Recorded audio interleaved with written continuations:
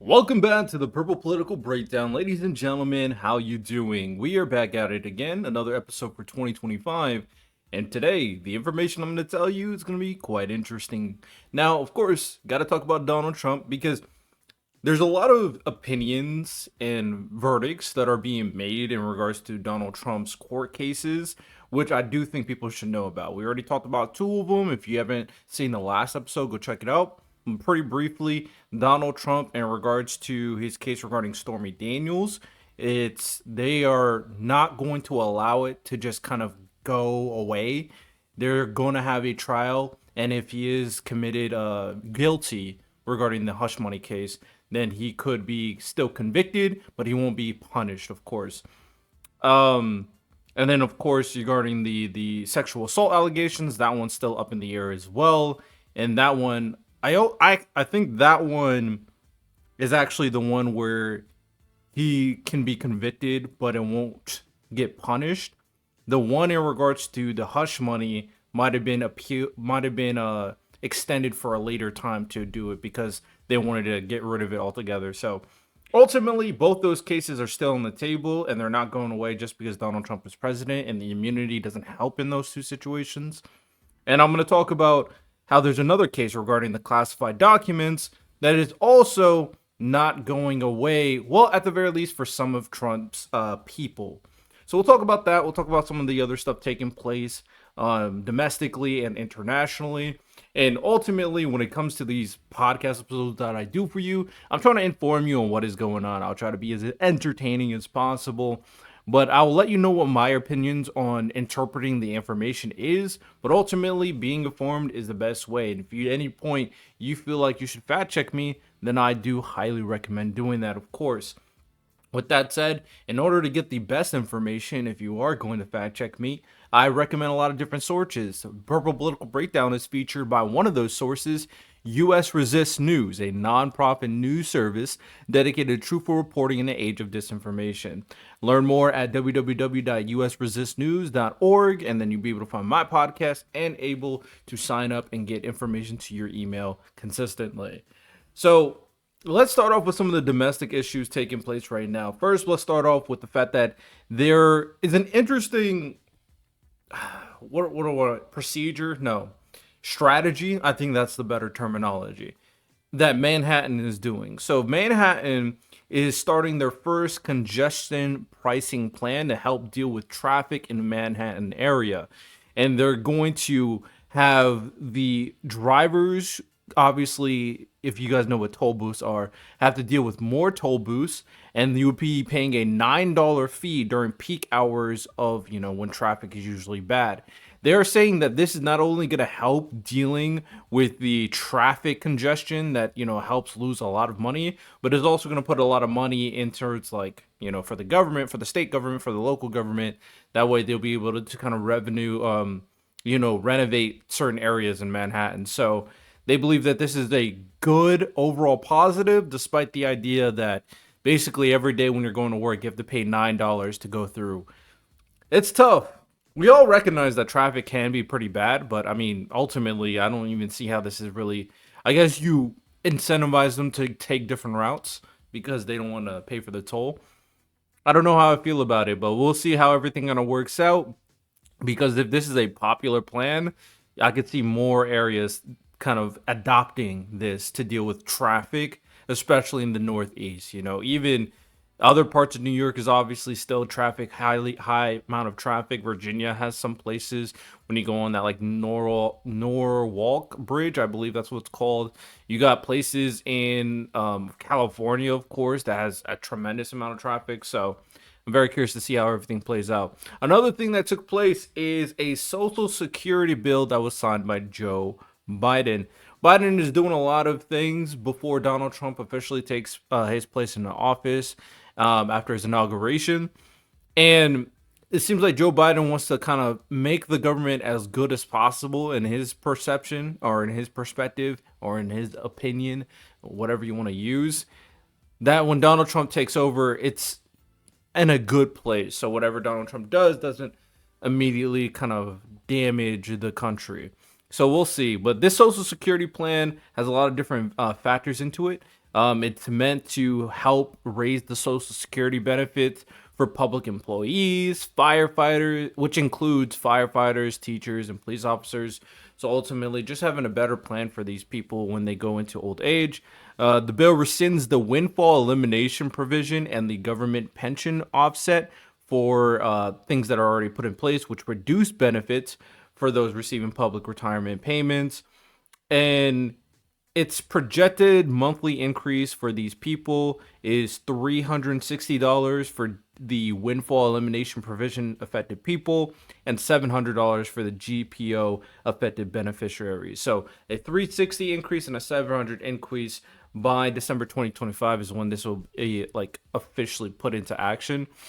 It's interesting. Social Security benefits, I think we can all recognize that there we want to make sure that when we retire we have like this amount of money to kind of live the rest of our life. There's an interesting conversation though I heard someone make that old people don't need these type of benefits because ultimately old people have more wealth.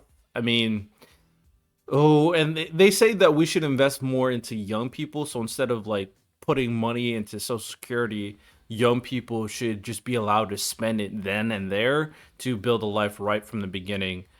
That is so tough on me. That is such a tough situation to kind of deal with and discuss because although I get the idea and not everybody can guarantee they'll be able to save. I mean, at that point you're the most impressionable, you're the most kind of ignorant of the world, so you can waste all that money. And I do think there's a certain incentive to help people save for when they're older. I mean, you work all this time for to have all this money in your bank account and all this money to use so you don't have to work anymore. And I personally think the most important thing for a human being to do is enjoy your life. Like life is not just, at this point because of how much we advance technology, life is becoming more than just working to survive and working to produce. It should be working to enjoy as well. So that's a tough one, but I believe that there is this benefit to Social Security and, provisions like that. So I'm still on board with it. President Biden also did another thing in regards to banning offshore drilling. President Biden announced that this new offshore oil and gas drilling ban is going to help protect a lot of people. About 625 million acres of ocean will be protected, and this will help mitigate environmental and economic risks. I think this is something more than likely a climate change activist is going to enjoy. And climate change is another interesting conversation, right? It's a very politicized topic. Some people that say that we should do what is in the best interest of protecting Mother Earth, and then other people don't see, at the very least, the most popular Republican talking point is nothing as extreme as I don't care about the environment, but measuring the idea of certain climate change proposals not truly benefiting the environment to a scale enough to warrant the loss of revenue.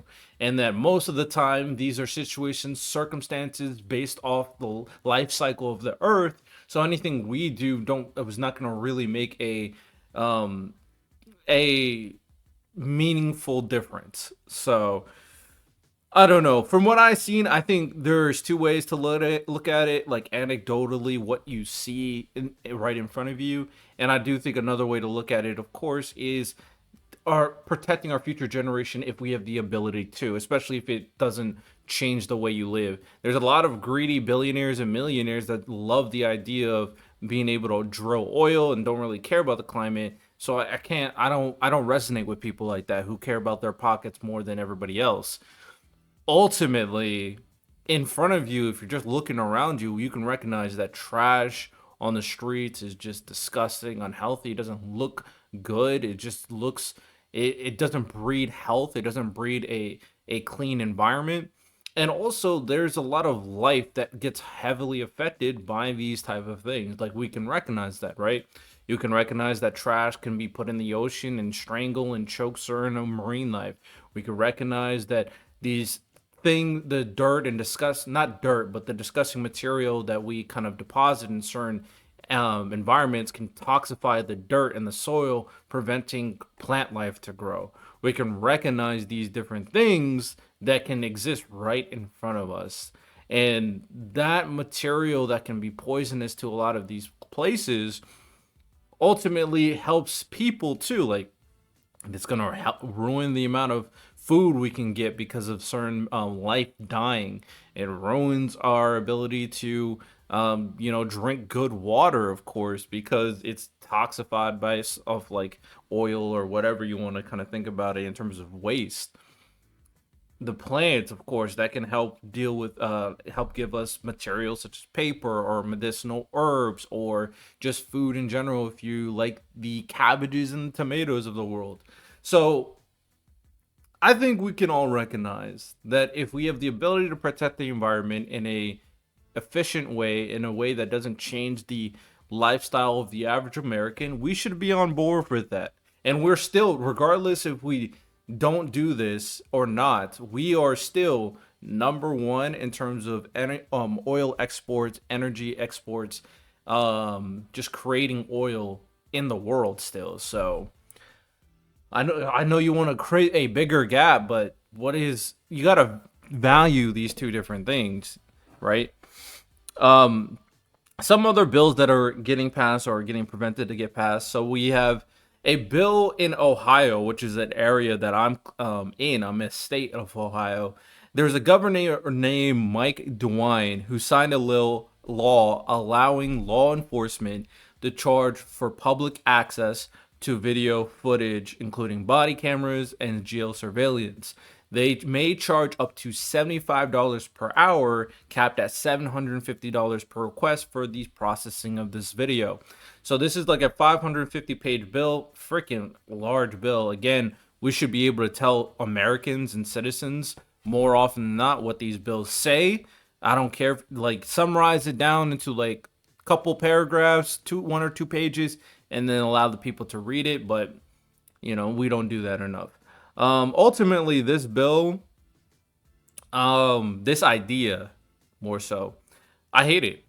We want to make sure that we are properly vetting cops. Cops should be treated as heroes when they're good cops and actually doing things in the betterment of the community. But we should heavily punish those cops that are corrupt, that are just terrible people abusing power. Because you have the ultimate authority. You can abuse power to a huge extent. And think of it no different from like a parent abusing their kid because if they have the power dynamic as well. So yeah, if this is the case and they want to get this passed, I'm going to be an advocate regarding this bill. I don't have the bill name, unfortunately, but look up Ohio's bill in regards to law enforcement cameras and charging for it. I'm against this. I don't like the idea. I think it can be very dangerous and not making sure that we have the best available. I think we should not incentivize, charging something for information that should be accessible to the public to see if cops are being corrupt or not. Another bill that's trying to get passed, this is through the House of Representatives, and this is probably the first, it says it's the first bill of the year, named after Georgia student Lincoln Riley. And then we're going to wait and see if it gets passed to the Senate. But this is an immigration bill. The idea is it's going to require detention from migrants arrested for theft of burglary and shoplifting, including those seeking asylum. So any of them kind of charged with this arrest of theft, burglary, or shoplifting, any of those people could be put into detention. Now, we can all recognize that if the immigrant is a criminal, if they're doing wrongful actions, we should be on the same page that you can't feel sorry for these people, right? I mean, you come into America, the expectation is you're going to be a lawful citizen just like everybody else is supposed to be. So I don't feel bad for these people who are coming into it and doing these terrible actions. I don't feel bad for a criminal. I'll be honest. With that said, the controversy behind this is that they could be put in detentions just for being arrested and charged. There's worry that a conviction will not be required for this as well. So if someone is just charged and maybe a corrupt cop goes like, "You're brown, so I'm going to charge you for theft," then they could be put in the detention without the conviction saying whether or not he's guilty. That's that's not okay. Every person in America should have due process. So I'm gonna say no for me. I think just edit it saying if convicted, and I'm cool with it. I mean, if you steal, if you burglarize, get out of my country. You know what I'm saying? You're not good for us. Other things that are taking place, the couple of LGBTQ veterans settled with the Pentagon in regards to the Department of Defense regarding their dischargers as dishonorable because of the don't ask, don't tell policy. So anybody negatively affected by this and was discriminated against because of sexual orientation or sexual preference, yeah, I think you have every right to sue the government. You just do. Like, that's such a dumb reason to be discriminated against. People should get punished based off their merit and their actions, not because of who they like to sleep with, okay? And the last domestic issue I want to bring to your attention is Meta is discontinuing its fact check program and it's moving to community notes.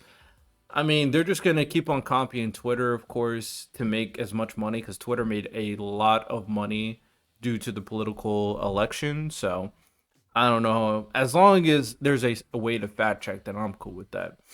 All right. Moving on to some international issues, we have Justin Trudeau announcing his resignation for the Canadian elections. He was a prominent left-wing figure in Canada, so this is very interesting that they kind of pivoted. A lot of right-wing-esque kind of parties have been winning a lot of elections, so we'll see how this kind of plays out for them, especially with Donald Trump saying that Canada is the 51st state of America, so it's not great.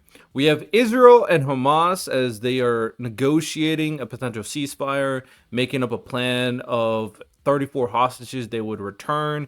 Netanyahu said he's never gotten this list, so we'll see how all of that plays out.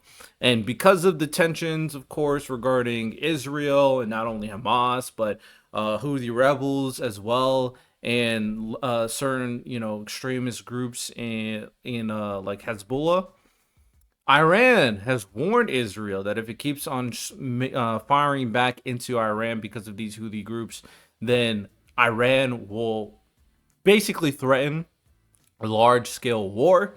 So we don't want this to get any larger, and this threat is something we definitely have to pay attention to. So we will see what happens in regards to that. And speaking of our ally Israel, kind of come full circle back to Donald Trump. Donald Trump has not been very nice to any of our allies. He's been saying that he wants to buy Greenland. He's been saying that Canada is the 51st state, as I said before. He wants to claim Panama Canal and call it the American Canal or something. And then he says the Gulf of Mexico is actually the Gulf of America. So he's pissing off a lot of people. And he's kind of not stepping down either. He's actually doubling down, saying that he would not rule out, basically, the idea of military action regarding getting Panama Canal and Greenland. And he would use economic force to integrate Canada into the United States as well. So, make America great again by pissing off our allies and making our relationship with more countries hostile. And we're doing it to our border allies too. It's like Canada, we're pissing off Mexico all the time. Like our border neighbors, it's crazy.